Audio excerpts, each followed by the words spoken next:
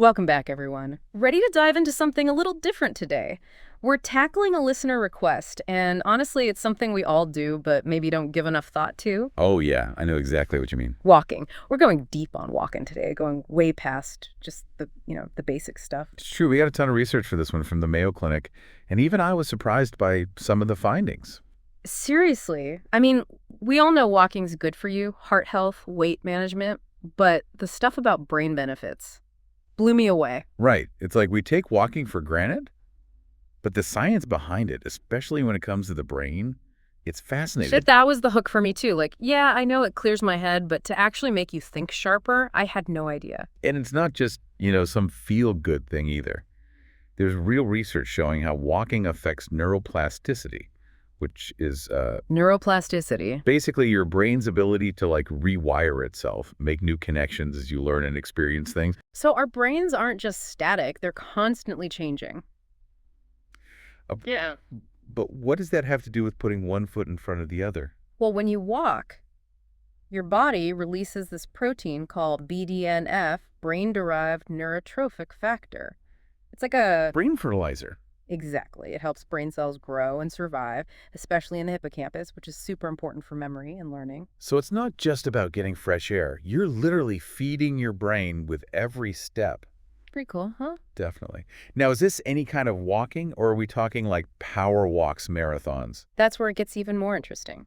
Studies show that even moderate walking, just 30 minutes a few times a week, can have a positive impact. Okay, that's doable. But there's also emerging research on how different types of walking could target specific brain benefits. Hold on, there are types of walking. I thought it was just walking. You'd be surprised. There's your standard walking, which is great for overall health, but then you've got things like power walking, which Yeah. ramps up the cardio. Okay, so more intense. And that might be better for things like executive function, planning, decision-making, all that good stuff. Power walking, the CEO of walking styles. I like it.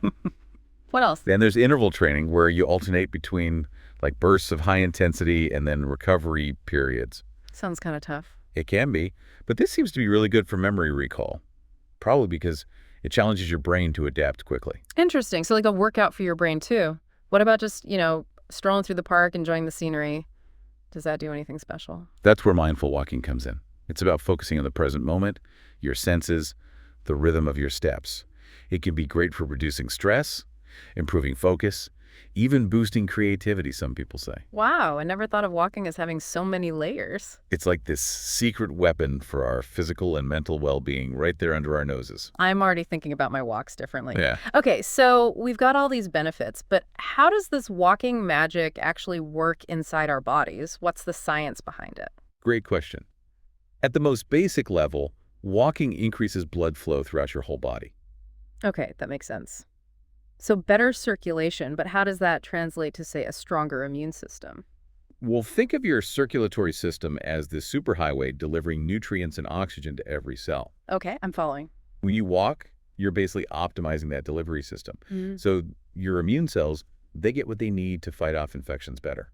So it's like giving those immune cells a turbo boost. Exactly. And it's not just the immune system. Improved blood flow also helps your muscles get more oxygen and nutrients, which makes them stronger and more efficient. Which then helps with balance and coordination, right? That was something the Mayo Clinic mentioned. Absolutely. Yeah. Walking strengthens those muscles in your legs, your core, even your feet. All crucial for staying stable if you move. So less chance of tripping and falling. Got it. And that becomes even more important as we get older. Okay, that's good to know. All right, so we've got all these amazing benefits, both physical and mental. But before I lace up my sneakers and hit the pavement, I need to make sure I'm doing this walking thing right. The Mayo Clinic had some pretty specific advice about technique. They did. Mm. And for good reason. Yeah. Proper technique is crucial, not just to get the most out of your walks, but also to prevent injuries. Yes. It's like anything you need to learn the fundamentals to do it right. Makes sense. So break it down for me. What's the ideal walking posture? The one that's going to turn my everyday stroll into a superpower. I picture this. Imagine a string pulling you up from the crown of your head. Okay, add up. Eyes looking straight ahead, not down at your feet. Shoulders relaxed, arms swinging naturally. And engage those core muscles. That's super important for stability. Got it. Head up, core engaged. No slouching. What about my stride? Ah, yes. A lot of people take these short, choppy steps. Instead, focus on rolling through your foot from heel to toe. Heel toe. and lengthen your stride a little bit for a more efficient, powerful movement. Channel my inner gazelle. I can do that. I have to admit, though, sometimes I zone out on my walks, scrolling on my phone, not really paying attention. Is that a problem? It can be. While casual walking is definitely beneficial, bringing a little mindfulness to your movement can really enhance the experience and the results you get. So ditch the phone, soak in the scenery, really be present in the moment. Exactly. It helps you build the stronger mind-body connection, which is essential for overall well-being. I like the sound of that. Okay, we've got the mindset, we've got the technique down. Now let's talk practicalities. What do we need to know about gearing up and planning a walking routine that's actually sustainable? All right, so I'm ready to hit the pavement, but planning, not my strong suit. I tend to go all in, then fizzle out after like a week. Oh, I think we've all been there. The Mayo Clinic actually emphasized starting small, and we did touch on those Department of Health and Human Services guidelines. Yeah, the 150 minutes of moderate activity per week. Exactly, 150 minutes. It can sound kind of overwhelming. It does. But what if you break it down? Could you do 3 10-minute walks each day? That already sounds less scary. Right. It's still 150 minutes over 5 days. Okay. But even with that, some days are just crazy busy. Like fitting in any walking feels impossible. I hear you. Well, instead of thinking of walking as the separate thing, try weaving it into your routine. The Mayo Clinic had some good tips for that. Like what? I need specifics. Things simple. Do you usually take the elevator? Yeah, most of the time. There you go. Take the stairs instead. Or, if you drive to work, park farther away from the entrance and walk the rest. I am so guilty of circling the lot for the closest spot. But it all adds up. You're right. Those little bits do make a difference. Still, there are days when motivation just goes out the window. How do you push through when you just don't feel like it? Having a walking buddy can be huge for that. It's more fun, plus it keeps you accountable. Yeah, you don't want to bail if someone's waiting on you. Exactly. What about those times when you can't coordinate with someone else, though? That's most of my walks, to be honest. Then get creative with your solo walks. The Mayo Clinic suggests exploring different routes. Instead of the same old boring loop. Exactly. Find a new neighborhood, a scenic trail, a park. It keeps things interesting and stimulates your mind, too. I get stuck in ruts, for sure. My dog would love some new sniffing grounds, though. There you go. Plus, that new scenery, it provides visual stimulation, can even boost creativity. So ditch the same old, same old. Okay, shifting gears a bit, can we talk podcasts? Can we multitask, learn something while we walk? Absolutely. Podcasts, music, audiobooks, they make the time fly by. Plus, you can turn those walks into mini learning sessions. Podcasts and walking the perfect pair. I'm seeing a theme here. Enjoyment is key. If we like it, we'll do it right. 100%. And don't underestimate a good fitness tracker or app. Seeing your progress, those steps, those calories, it can be super motivating. It's like having a little cheerleader on your wrist. Exactly.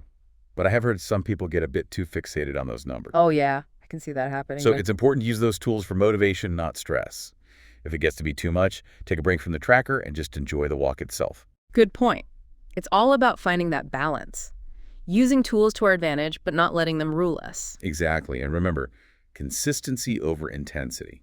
You don't have to be a marathon walker right away. Even short, regular walks can make a huge difference. Short, frequent fun and a little tracker motivation. Got it. Anything else we need to cover before we send our listener off on their walking journey? Okay, we covered a lot of ground today. I'm feeling pretty inspired to get moving. Me too. It's amazing how much there is to learn about something as simple as walking. Right. Like, I thought I knew, but this deep dive really opened my eyes. Before we wrap up, though, let's do a quick recap. Make sure our listeners are ready to hit the ground running. Or walking, as the case may be. Exactly. So first things first, walking, it's not just about physical fitness. It benefits your mind, body, even your immune system. Yeah, it's like the ultimate multitasker. From boosting your mood and brain power to stronger bones, better sleep, the list goes on and on. And we can't forget about technique. Oh yeah, proper posture, engaging your core, that heel to toe motion, it all makes a difference. So how you walk matters just as much as how far or how fast. Exactly. And remember, start small, build up gradually. Don't get discouraged if you can't do 30 minutes straight right away. Even a few minutes here and there, it all adds up. And think about those little ways to sneak in extra steps. Taking the stairs, parking farther away. It all counts. Love those little hacks. But most importantly, make it enjoyable. Yes. Find what you like. Whether it's exploring new routes, listening to podcasts, finding a walking buddy, The more you enjoy it, the more you'll do it. Speaking of doing it, any final words of wisdom for our listeners as they head out on their walking adventures? Every step you take, it's a step towards a healthier, happier you. Love that. It's not about being perfect, it's about progress. Celebrate those small wins along the way. Yes. Celebrate those wins. Maybe treat yourself to some new walking shoes. There you go. Now that you've heard all this, what's one small change you can make to walk a little bit more? Maybe take the stairs instead of the elevator. Or walk over to a coworker's desk instead of sending an email. I like those ideas. It doesn't have to be huge, just a little step in the right direction. Well said. So get out there, explore your world on foot, discover all the amazing benefits that walking has to offer. And hey, if you find any cool walking routes or tips, share them with us. We're always up for a good walking story. Until next time, happy walking, everyone.